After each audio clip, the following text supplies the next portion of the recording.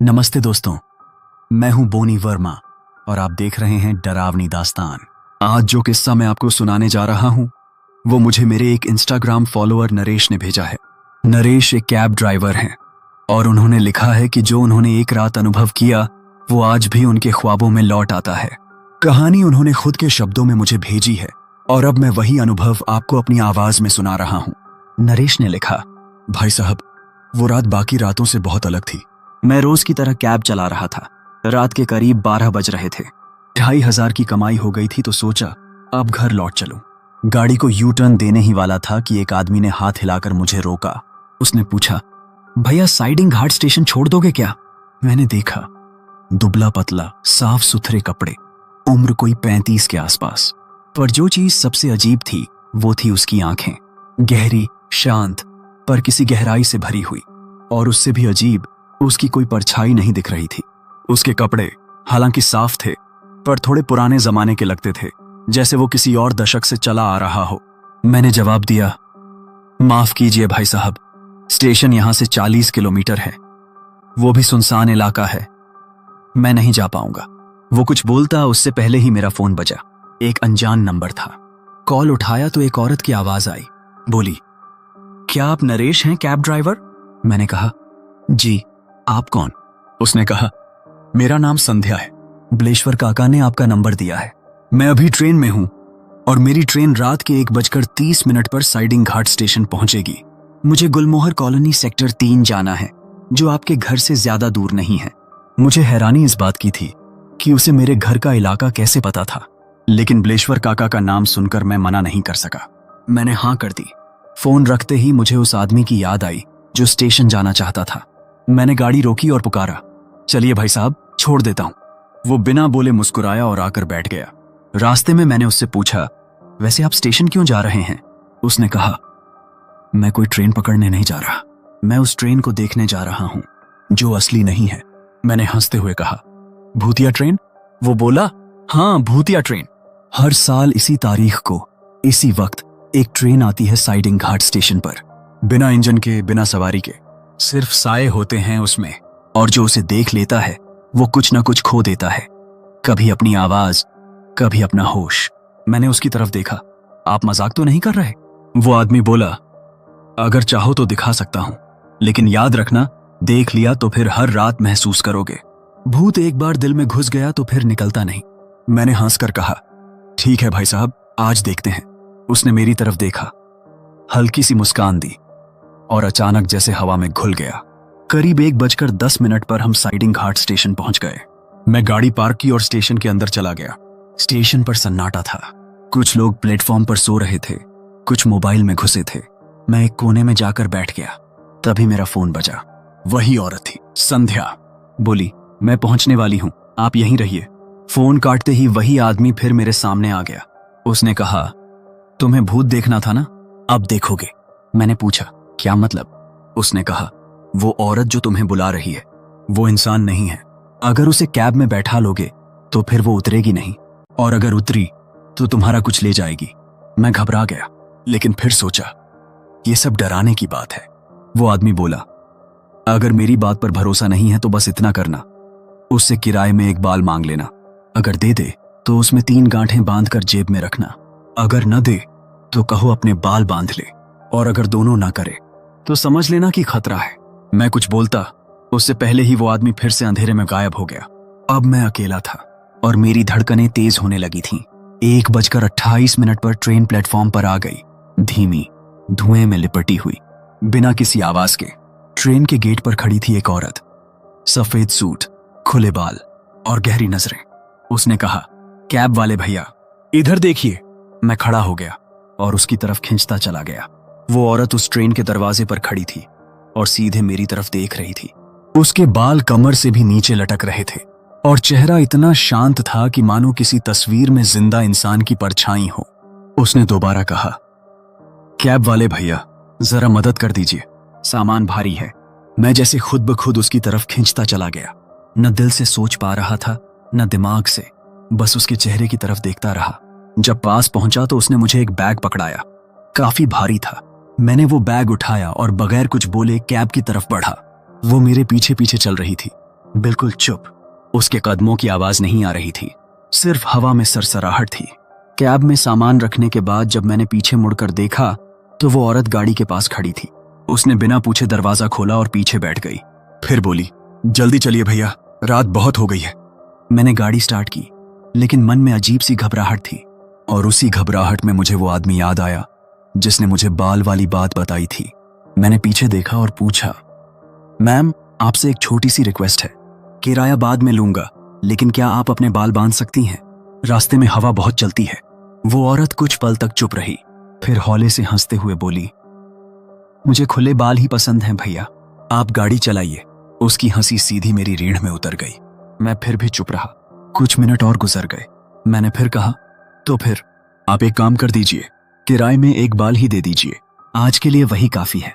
अब की बार वो औरत थोड़ी नाराज हो गई। बोली, तुम कोई बाबा हो क्या? बाल का क्या करोगे? मैंने कहा, मेरा अपना अंधविश्वास है, आप बुरा मत मानिए। थोड़ी देर तक सन्नाटा रहा। फिर उसने अपने बालों में से एक बाल निकालकर मेरी ओर बढ़ा दिया। वो बाल इतना लंबा और काला था कि मैंने कभी वैसा बाल नहीं देखा था। मैंने बाल लिया और उसी वक्त उसमें 3 गांठें बांधकर अपनी जेब में रख लिया। उसने कुछ नहीं कहा, सिर्फ खिड़की से बाहर देखती रही। अब कैब हाईवे पर थी और मैं स्पीड 100 के आसपास रखे हुए था। मेरा बस चलता तो उड़कर घर पहुंच जाता, लेकिन तभी उसने बोलना शुरू किया, आपके पास कितने बच्चे हैं भैया? वो बोली। मैंने चौंक कर रियर मिरर में उसकी आंखों में देखा। वो हंस नहीं रही थी, पर उसकी आंखों में कुछ अजीब सी चमक थी। मैंने कोई जवाब नहीं दिया। फिर उसने कहा, आपकी बेटी गौरी बहुत प्यारी है, नीले फ्रॉक में कितनी प्यारी लगती है ना। अब मैं घबरा गया। मैंने तो उसे कभी अपनी बेटी के बारे में बताया ही नहीं था। मैंने ध्यान हटाकर गाड़ी और तेज चलाई, लेकिन वो फिर बोली, अरे आप क्यों चुप हो गए? आप तो बहुत बातूनी लगते हो। मैंने अब तक एक शब्द नहीं कहा था। तभी उसने उंगली से सामने इशारा किया और बोली, वो देखिए, आपकी गौरी। मैंने जैसे ही सामने देखा, हाईवे के बीचों बीच मेरी बेटी गौरी खड़ी थी, नीले फ्रॉक में, मुझे देखती हुई। ब्रेक मारने की भी फुर्सत नहीं थी। मेरी कैब सीधी उससे टकराई और वो कहीं नहीं थी। मैंने गाड़ी रोकी, लेकिन सड़क पर कोई नहीं था। न खून, न कपड़ा, न चीख, कुछ नहीं। मैं अंदर तक कांप गया। पीछे मुड़कर देखा, वो औरत चुपचाप बैठी थी। अब उसकी आंखें बंद थीं। मैंने गाड़ी फिर स्टार्ट की और चल पड़ा। थोड़ी दूर चलने पर फिर वही औरत बोली, बीवी कैसी है आपकी? कंचन है ना नाम उसका? अब मुझे यकीन हो गया, ये कोई इंसान नहीं है। वो बोली, वो रही कंचन, देखिए जरा। मैंने देखा, सड़क किनारे कुछ गुंडे एक औरत से जबरदस्ती कर रहे थे। जब मैंने ध्यान से देखा, वो मेरी बीवी थी। मेरा हाथ ब्रेक पर गया, पर तभी मुझे याद आया, मेरी बीवी और बेटी दोनों घर पर थे। अभी थोड़ी देर पहले ही बात हुई थी। मैंने गाड़ी नहीं रोकी। अब हम गुलमोहर कॉलोनी के पास पहुंच रहे थे। मैंने कहा, मैम, आपकी मंजिल आ गई है। वो चुप रही। मैंने गाड़ी रोकी, लेकिन वो उतरी नहीं। अब मुझे उस आदमी की बात याद आई, जेब में से वो बाल निकालो। मैंने धीरे से बाल निकाला, दांतों के बीच दबाया और चबाना शुरू किया। अगले ही पल वो औरत चीखने लगी, इतनी जोर से जैसे किसी ने आग लगा दी हो। उसकी आवाज हवा में गूंजने लगी। जैसे ही मैंने बाल चबाना शुरू किया, कैब के अंदर का तापमान अचानक गिर गया। संध्या का चेहरा क्रोध से विकृत हो गया। उसकी आंखें लाल हो गईं। उसने हाथ बढ़ाया जैसे मुझे पकड़ना चाहती हो, पर जैसे ही उसका हाथ मेरे करीब आया, एक अदृश्य शक्ति ने उसे पीछे धकेल दिया। उसने एक भयानक चीख निकाली जो पूरे माहौल में गूंज उठी। फिर अचानक दरवाजा खुला और वो औरत गायब हो गई। मैं सांस नहीं ले पा रहा था। पूरी बॉडी जैसे सुन्न हो गई थी।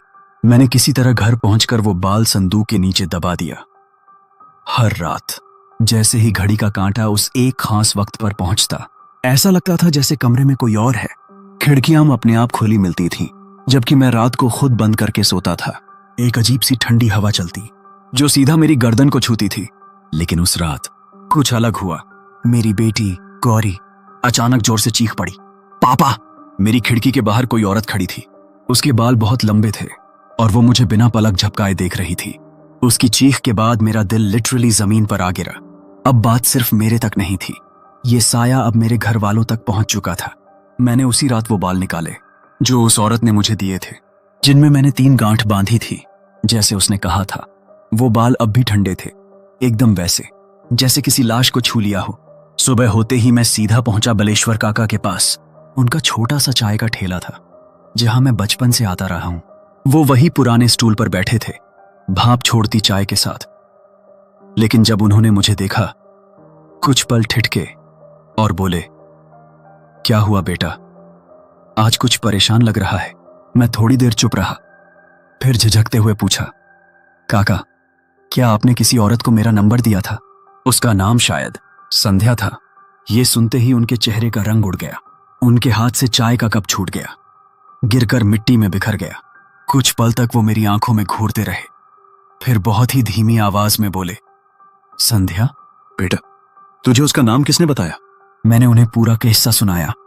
वो कॉल, स्टेशन की वो अजीब ट्रेन और वो औरत खुले बालों वाली जो मुझे बुला रही थी। बलेश्वर काका अब विजिबली कांप रहे थे। उन्होंने मेरे कंधे पर हाथ रखा और बोले, सुन बेटा, वो औरत अब इस दुनिया में नहीं है। आज से करीब 7 साल पहले साइडिंग घाट स्टेशन पर एक भयानक ट्रेन हादसा हुआ था। उस हादसे में सैकड़ों लोग मारे गए थे। उन्हीं में से एक थी संध्या। उसे अपनी मंजिल तक पहुंचना था, किसी भी कीमत पर, लेकिन वो पहुंच नहीं पाई। अब वो हर साल किसी ऐसे को ढूंढती है जो उसकी अधूरी यात्रा पूरी कर सके या उसकी जगह ले ले। काका ने अपनी आवाज और धीमी की। कुछ लोग कहते हैं वो ट्रेन सरकारी लापरवाही का नतीजा नहीं थी बेटा। वो किसी पुरानी राक्षसी साधना का हिस्सा थी, एक श्राप जो हर साल एक बलि मांगता है। संध्या सिर्फ एक शिकार नहीं थी, वो उस श्राप का माध्यम बन गई थी। हादसे के बाद से उस ट्रेन को किसी ने चलते नहीं देखा, लेकिन लोग कहते हैं हर साल एक रात वो ट्रेन लौटती है किसी एक को लेने। मैंने कांपते हुए हिम्मत जुटाई और एक सवाल और पूछ डाला, काका, उस रात जब मैं स्टेशन जा रहा था, रास्ते में एक आदमी मिला था। उसने सब कुछ पहले से बता दिया था, ट्रेन, संध्या, यहां तक कि बाल में गांठ बांधने की बात भी। वो कौन था? बलेश्वर काका के चेहरे पर कुछ ऐसा आया जो मैंने पहले कभी नहीं देखा था। उनकी आंखें फैल गईं। वो कुछ देर तक कुछ बोले नहीं, फिर जैसे किसी बहुत भारी बोझ को सीने से उतारते हुए धीमे से बोले, बेटा, तूने उसका नाम नहीं पूछा? मैंने धीरे से सिर हिलाया। नहीं, वो बस आया, बोला और चला गया। बहुत अजीब था, जैसे उसे सब पता हो। अब काका का चेहरा बिल्कुल सफेद पड़ गया था। उन्होंने धीरे से गहरी सांस ली, जैसे किसी पुराने जख्म को छू लिया हो। फिर बोले, वो रघुवीर था, एक आम टैक्सी ड्राइवर।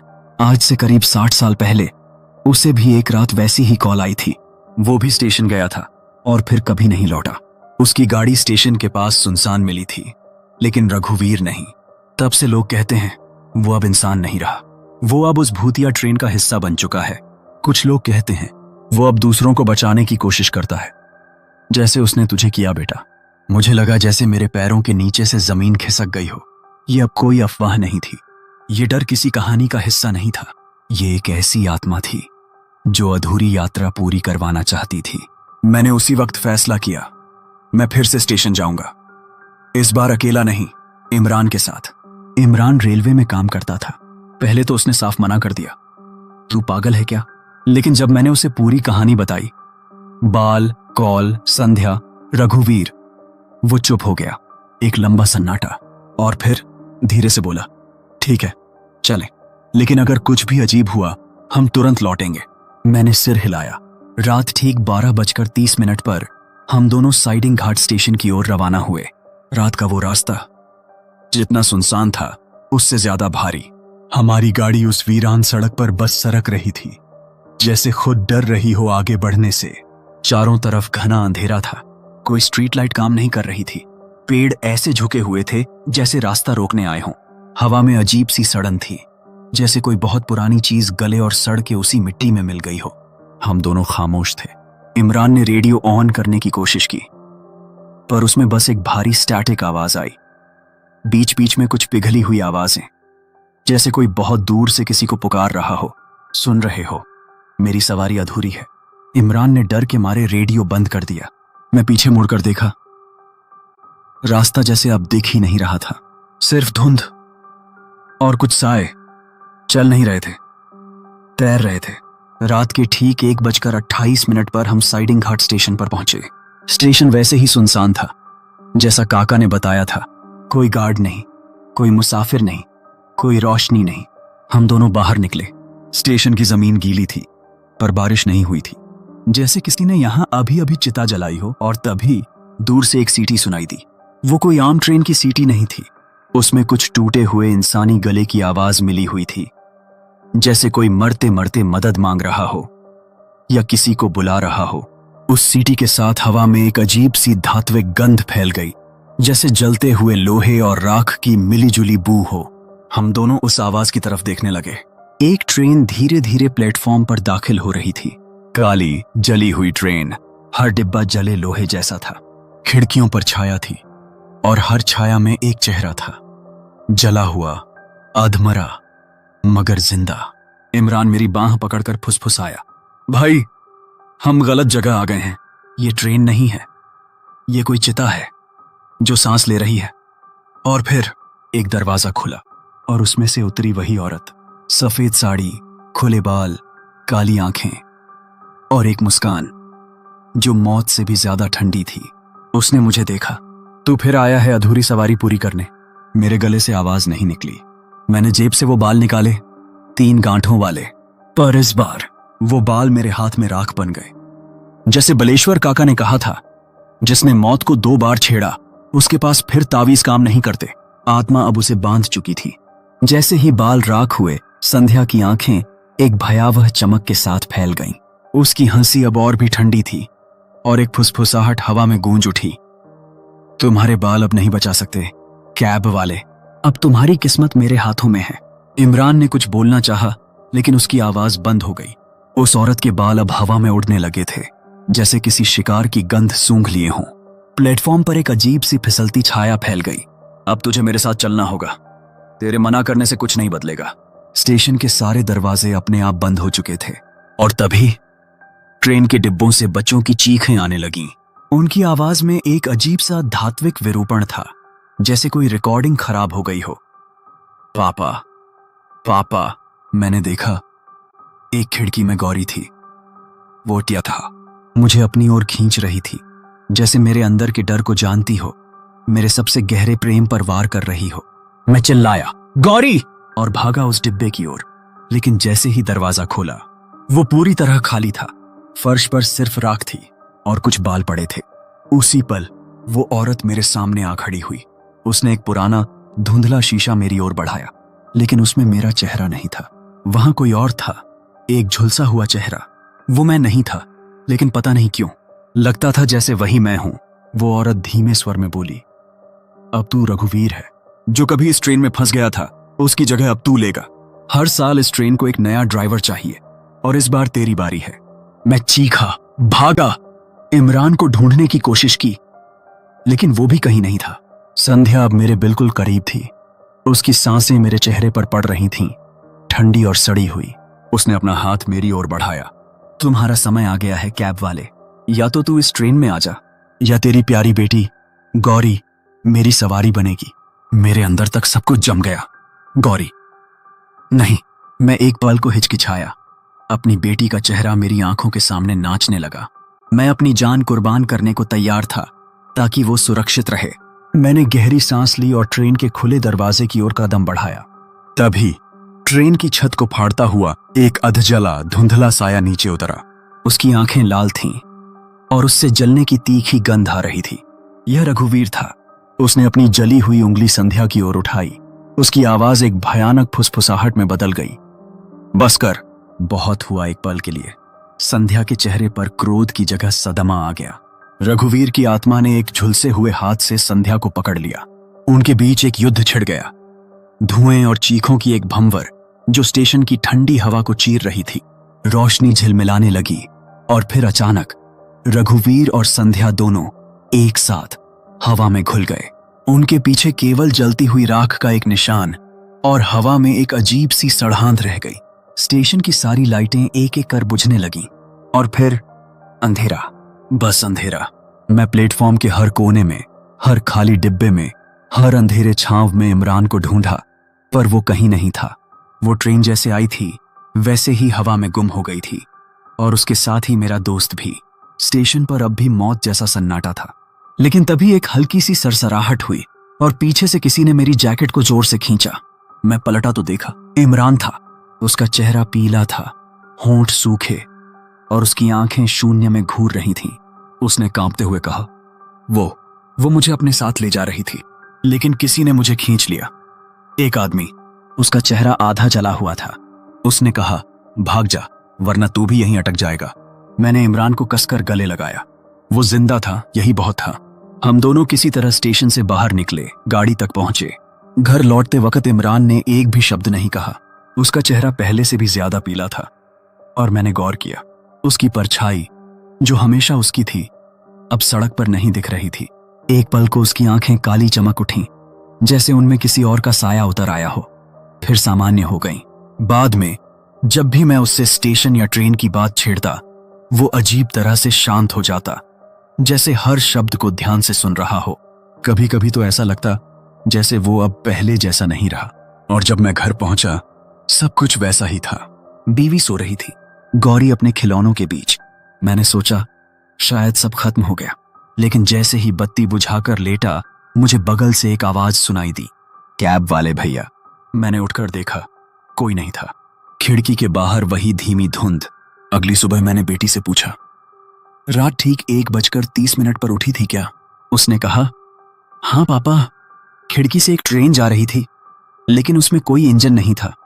जो जलते हुए देख रहे थे। नरेश जिंदा है, आज भी कैब चलाता है। साइडिंग घाट की वो ट्रेन साल में सिर्फ एक बार चलती है, लेकिन जिसे वो छू जाती है उसके लिए वो हर रात आती।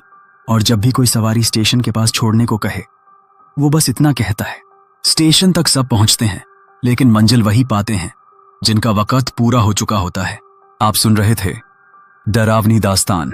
मैं हूं बोनी वर्मा। अगर इस कहानी ने आपको डरा दिया या कुछ पल के लिए सोचने पर मजबूर कर दिया, तो इसे लाइक जरूर करें। कमेंट में बताइए, क्या आपने कभी कोई ऐसी सवारी उठाई है जो इंसान जैसी तो दिखती थी मगर कुछ और थी? और हाँ, सब्सक्राइब करना मत भूलिए, क्योंकि अगली डरावनी दास्तान आपके बहुत करीब हो सकती है।